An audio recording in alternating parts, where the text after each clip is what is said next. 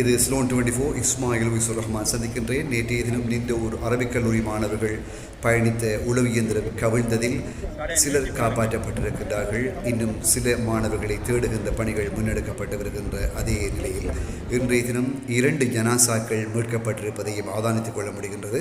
அது பற்றிய சில பதிவுகள் நமக்கு கிடைக்கப்பெற்றிருக்கின்றது. இந்த குறிப்பிட்ட சம்பவத்தில் உயிர் நீத்திருக்கின்ற உறவுகளின் குடும்பத்தாருக்கு ஸ்லோன் 24 தமது ஆழ்ந்த இரங்கல்களையும் அனுதாபங்களையும் இந்த சந்தர்ப்பத்தில் தெரிவிக்கின்றது.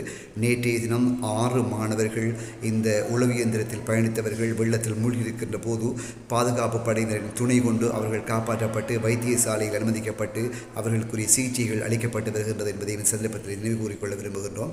இன்னும் பல புதிய விடயங்களை உங்களுக்கு நாங்கள் தெரிவதற்கு தயாராக இருக்கின்றோம். இது பற்றிய காணொலிகளை பெற்றுக்கொள்வதற்காக ஸ்லோன் 24 மறவாமல் யூடியூப் காணொலியூடாக சப்ஸ்கிரைப் செய்யுங்கள்.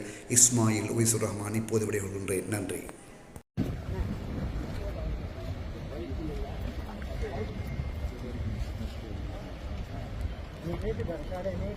நீட்டி பாருங்க.